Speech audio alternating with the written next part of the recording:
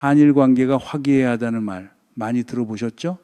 정상들이 만나고 셔틀 외교가 복원됐고 교류가 늘었습니다.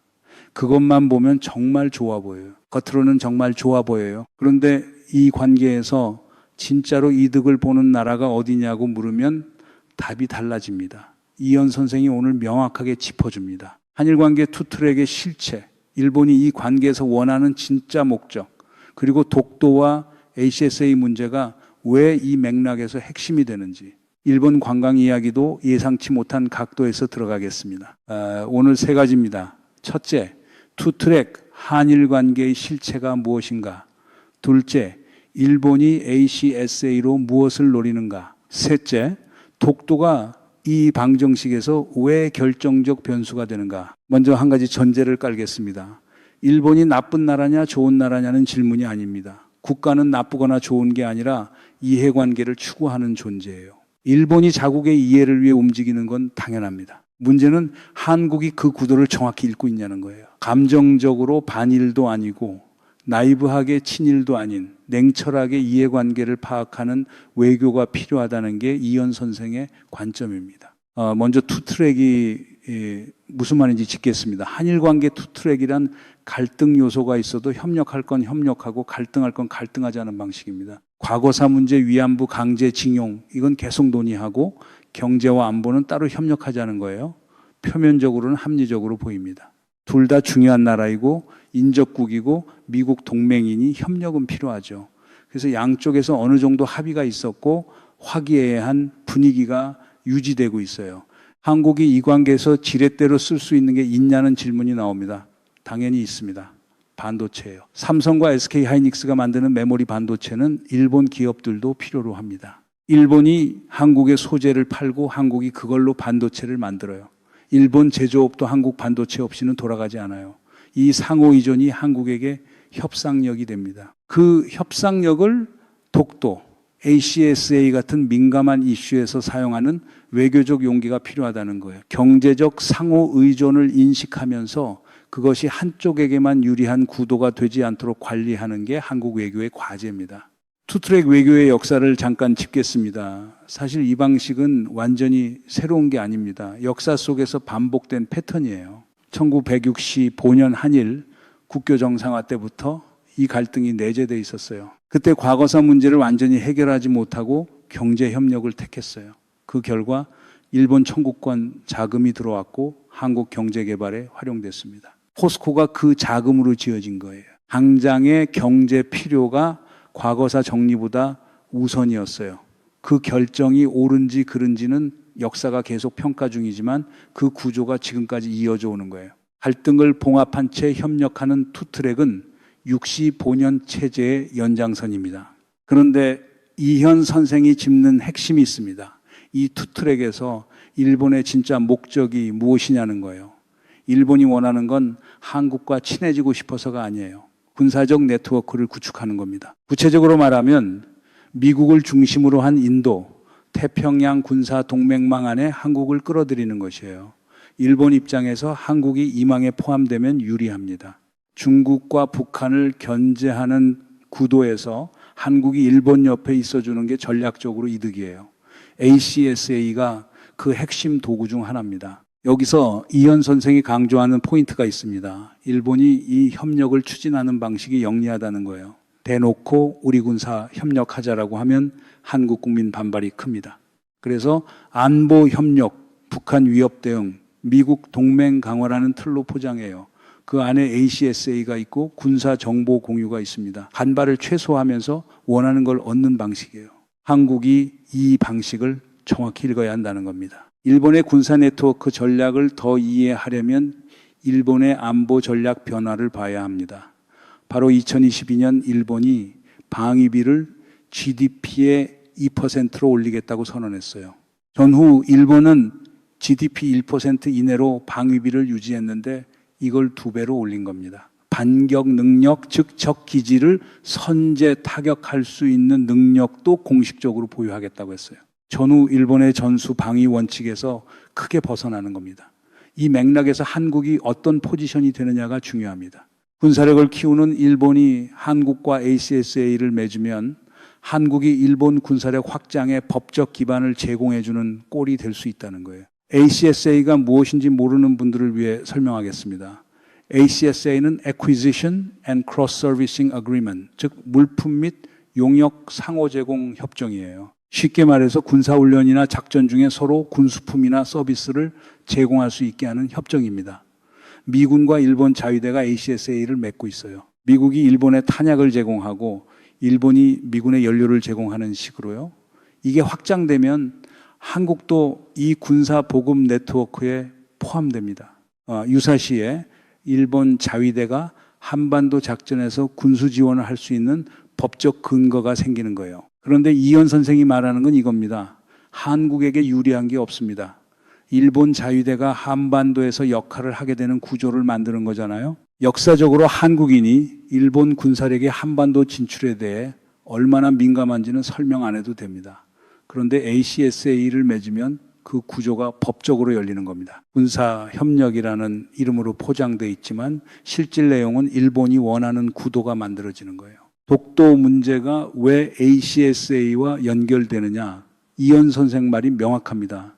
영토 분쟁이 있는 나라끼리 ACSA 같은 군사협정을 맺지 않는다는 겁니다. 이게 국제관례예요. 일본은 독도가 자기 영토라고 주장합니다. 교과서에 명기하고 방위백서에 넣고 외교적으로도 계속 주장해요. 그 주장을 철회하지 않은 채로 ACSA를 맺자고 하면 한국이 독도 분쟁을 인정하는 꼴이 될 수 있습니다. 영토 분쟁국인데 군사협정을 맺었다는 건 그 분쟁을 일정 부분 관리 가능한 것으로 봤다는 신호가 될 수 있어요.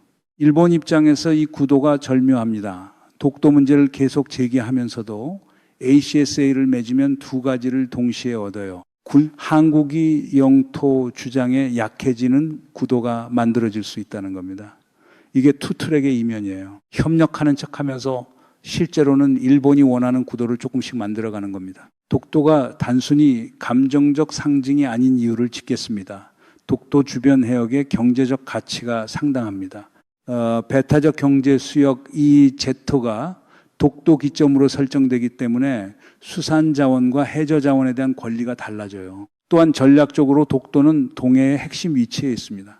유사시 군사 거점으로서의 가치도 있어요. 일본이 독도 주장을 포기하지 않는 데는 이런 현실적인 이유가 있습니다. 그걸 알면서도 투트랙 협력을 하는 게 한국에게 어떤 의미인지를 명확히 해야 한다는 거예요. 독도는 단순히 우리 땅이라는 감정의 문제가 아니라 경제적, 전략적 현실의 문제입니다. 그 무게를 알고 협력해야 한다는 게 이현 선생의 일관된 메시지예요. 물론 반론도 있습니다. 한국도 중국과 북한이라는 위협이 있고 미국, 일본과 협력하는 게 안보에 도움이 된다는 시각이에요. 일리는 있어요. 현실적으로 한미일 공조가 없으면 한국 안보가 약해지는 건 사실입니다. 그렇다면 ACSA가 완전히 나쁘냐? 꼭 그렇다고만 볼 수 없을 수도 있어요. 그런데 이현 선생이 짚는 건 구조의 문제입니다. 한국이 이 협력에서 얻는 것과 잃는 것이 균형이 맞냐는 거예요. 지금 구도에서는 일본이 훨씬 더 많이 가져가고 있다는 게 이현 선생의 판단이에요. 그 판단의 근거를 하나 더 추가하겠습니다. 일본 교과서 이야기예요. 일본 교과서에서 독도를 일본 영토로 표기하는 내용이 꾸준히 강화됐습니다. 2021년, 2013년 교과서 검정에서도 독도 일본 영토 기술이 더 강화됐어요. 학생들에게 독도가 일본 땅이라고 가르치는 거예요. 이게 투트랙 협력을 하면서 동시에 일어나고 있습니다. 겉으로는 협력하면서 안으로는 다음 세대의 독도 영유권 의식을 심는 거예요. 이걸 보면 일본이 이 관계를 장기 전략으로 접근한다는 걸 알 수 있습니다. 일본 관광 이야기를 짚겠습니다. 한국인이 일본 관광을 많이 가죠. 엔화 약세 때 특히 폭발적으로 늘었어요. 2024년에 한국인 일본 방문객이 수백만 명에 달했습니다. 한국이 일본 방문 외국인 1위나 2위권에 항상 있을 정도예요. 그런데 최근 들어 변화가 생겼습니다. 단체 관광객이 거의 없어졌다는 거예요. 개인 여행이 주가 됐습니다. 이게 단순히 여행 트렌드 변화처럼 보이지만 이면이 있어요. 일본 유명 관광지에서 외국인에게 입장료를 10%, 20% 더 받는 곳이 늘고 있습니다. 일본인 가격과 외국인 가격을 다르게 매기는 이중 가격제가 확산되고 있어요. 이걸 오버투어리즘 대응으로 설명하지만 실질은 외국인 부담을 높여서 수를 줄이거나 더 많은 돈을 뽑겠다는 거예요. 교토나 후지산 같은 유명지에서 이미 이중 가격이 도입됐어요. 일본 대중교통에서도 외국인 전용 패스와 일반 패스 가격이 다른 경우가 있습니다. 이게 차별이냐, 당연한 관광 수익 극대화냐는 논쟁이 있는데 한국인 입장에서는 불쾌함을 느끼는 분들이 많아요. 특히 한일 관계가 화기애애하다고 말하는 상황에서 이런 이중 가격이 일상화되는 건 모순처럼 보이거든요. 그 모순을 이현 선생이 지적하는 겁니다. 정치 수준에서는 협력 파트너이고 소비 현장에서는 외국인 취급을 받는 구도예요. 이게 한일 관계 투트랙과 무관해 보이죠? 그런데 이현 선생이 연결하는 지점이 있어요. 한국인이 일본에 가서 소비를 많이 해요. 일본 경제에 기여하는 거죠. 그런데 그 소비자인 한국인을 대하는 방식이 이중 가격제입니다. 외국인이라는 이유로 더 내야 해요. 문화적으로 가깝다고 하고 투트랙으로 협력한다고 하면서 소비 현장에선 차별이 있는 거예요. 관계의 온도가 겉과 속이 다르다는 걸 이 작은 사례가 보여줍니다. 단체 관광객 감소가 뜻하는 것도 있습니다. 단체 관광객은 패키지 상품을 이용하고 그 상품 구조가 일본 관광 산업에 안정적인 수입을 줘요. 그 단체 관광이 줄었다는 건 한국 관광객의 패턴이 바뀐 거예요. 더 자유롭게 움직이고 덜 예측 가능한 소비 패턴이 됐어요. 일본이 이 변화를 어떻게 읽느냐에 따라 외국인 관광객 정책이 달라질 수 있습니다. 그런데 역설이 있어요. 한국인이 일본에 많이 가면 일본 경제를 살려주는 거잖아요. 엔화 약세 때 일본에서 쇼핑하고 음식 먹고 숙박하는 한국인들이 일본 지역 경제에 상당한 기여를 했어요. 그 기여를 하는 한국인에게 이중 가격을 매기는 건 아이러니합니다. 일본 전체로 보면 한국 관광객이 오는 게 좋은 거잖아요. 그런데 일부 관광지에서는 이중 가격으로 더 뽑으려는 거예요. 이게 화기애애한 한일 관계의 현실적 민낯 중 하나입니다. 한국 문화의 일본 확산도 이 맥락에서 봐야 합니다. 한류가 일본에서도 강하죠. K-팝, K-드라마, K-푸드, 젊은 일본인들이 한국 문화에 빠져들고 있어요. 한국어를 배우는 일본 젊은이들이 늘었습니다. 일본에서 한국어가 제2외국어로 선택되는 비율이 높아졌어요. 한국 문화가 일본에서 영향력을 갖는 건 긍정적인 변화예요. 문화적 교류가 관계의 온기를 만들어요. 그런데 그 문화 교류가 정치 외교에서도 동등한 힘을 갖는 건 아닙니다. 일본인이 BTS를 좋아하는 것과 일본 정부가 독도 주장을 철회하는 건 완전히 다른 문제예요. 이걸 혼동하면 안 된다는 거예요. 이 모든 걸 연결해서 보면 뭐가 보이냐? 한일 관계는 표면과 이면이 다릅니다. 표면은 투트랙 협력이고 이면은 각자의 이해관계가 충돌하는 구조예요. 일본은 군사 네트워크를 원하고 독도 분쟁을 유지하면서 ACSA를 얻으려 합니다. 한국은 안보 협력이 필요하지만 독도 주권을 양보할 수 없어요. 관광에서는 한국 소비자가 일본에 돈을 쓰는데 이중 가격으로 차별을 받습니다. 이 구도에서 한국이 유리한 게 있냐고 물으면 이현 선생 답이 나옵니다. 없습니다. 그런데 이현 선생이 말하는 더 중요한 포인트가 있습니다. 이 구도가 고정된 게 아니라는 거예요. 한국이 어떻게 대응하느냐에 따라 달라질 수 있습니다. 반도체 경쟁력, 한류 소프트 파워, 인구 규모 한국이 가진 자산이 있어요. 그 자산을 외교에서 어떻게 활용하느냐가 관건이에요. 지금 구도가 일본에게 유리하다는 걸 인식하는 게 첫 번째 단계이고 그 다음 단계가 한국의 협상력을 어떻게 키우느냐입니다. 이현 선생이 말하는 건 비관이 아니에요. 냉정한 현실 인식 위에서 한국이 더 잘 대응할 수 있다는 거예요. 일본의 군사력 강화가 한국에게 어떤 의미인지 현실적으로 봐야 합니다. 일본 자위대의 전력이 강해지면 한반도 유사시 일본이 관여할 수 있는 범위가 넓어져요. 미일안보조약 하에서 미국이 한반도 유사시 일본 기지를 활용하는 건 이미 기정사실이에요.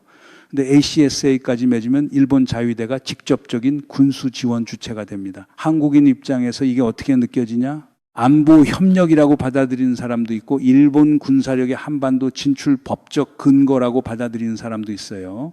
이 인식 차이가 한국 내부에서도 있습니다. 보수 진영은 한미일 공조 강화가 필요하다고 보고 진보 진영은 일본 군사력 확장에 경계가 필요하다고 봐요. 이 갈등이 한국 안보 외교 논쟁의 핵심 중 하나입니다. 어느 한쪽이 완전히 옳다고 말하기 어려운 복잡한 지형이에요. 한국이 취해야 하는 포지션이 뭔지 이현 선생이 말합니다. 협력하되 눈을 뜨고 하라는 거예요. 일본이 원하는 것이 무엇인지 알고 협력해야 한다는 겁니다. 감정으로 반의를 하라는 게 아니에요. 이 관계에서 한국이 지켜야 할 레드라인이 어디인지를 명확히 하고 협력하라는 거예요. 독도는 협상 테이블에 올릴 수 없다. ACSA는 독도 문제가 해결되지 않으면 맺을 수 없다. 이런 원칙을 세우고 나서 협력하는 거예요. 원칙 없이 화기애애한 분위기에 끌려가면 나중에 후회할 결정을 하게 된다는 게 이현 선생의 경고입니다. 그렇다고 한일 관계를 완전히 끊자는 말이 아닙니다.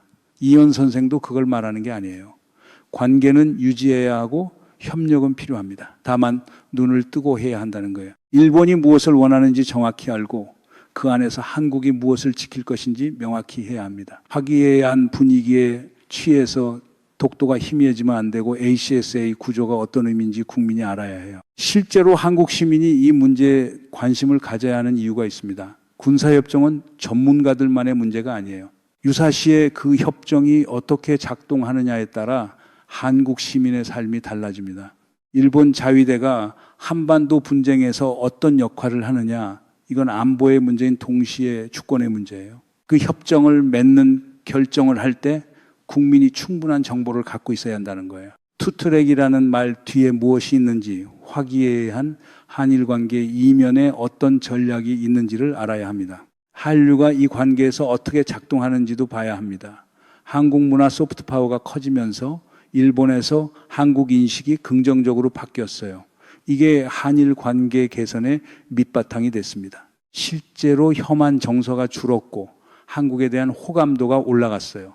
이건 분명 긍정적입니다. 그런데 이현 선생이 짚는 건 소프트 파워와 하드 파워의 관계예요.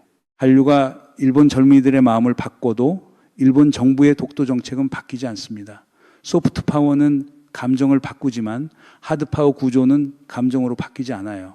문화 교류와 정치 외교를 혼동하면 안 된다는 겁니다. 한국이 문화에서 강해지는 건 좋은 일이지만 그게 외교 협상에서 자동으로 유리한 포지션으로 이어지지는 않아요. 경제 측면도 빠뜨릴 수 없습니다.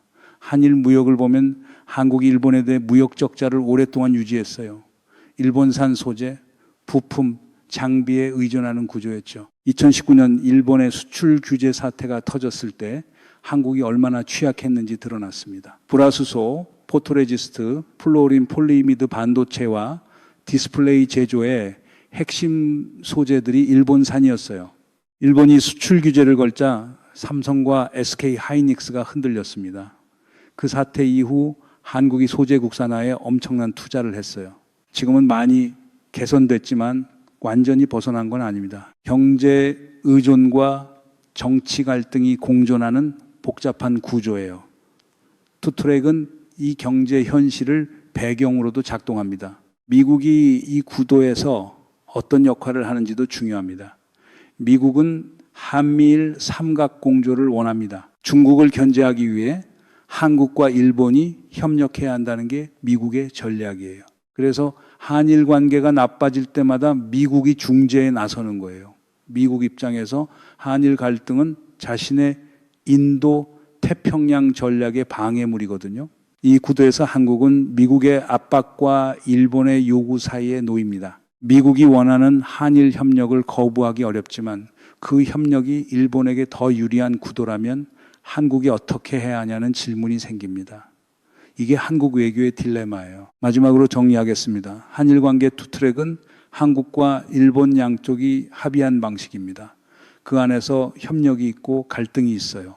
그런데 이현 선생이 보는 건 그 협력의 구조가 균형이 맞지 않는다는 거예요. 일본이 군사 네트워크를 얻고 독도 분쟁을 살아있게 유지하면서 한국 관광 소비자에게 이중 가격을 매기는 구도입니다. 한국인이 이 실체를 알아야 합니다. 화기애애한 분위기에만 집중하면 구조를 못 봐요. 구조를 봐야 한국이 무엇을 지켜야 할지 알 수 있습니다. 이현 선생이 오늘 전달한 핵심 메시지가 이겁니다. 알아야 지킬 수 있다는 거예요. 한일 관계를 잘 모르면 일본이 원하는 구도 안에서 움직이게 됩니다. 알아야 선택을 할 수 있어요. 그 선택이 한국의 이익을 지키는데 결정적입니다. 여러분은 한일 관계 투트랙에 대해 어떻게 생각하세요? 독도 문제를 건드리지 않는 선에서의 협력이 가능하다고 보시나요? 아니면 지금 구도에서 한국이 너무 많이 주고 있다고 보시나요? 댓글로 꼭 의견 남겨주세요. 구독과 알림 설정도 부탁드립니다. 한일 관계 이야기는 계속됩니다.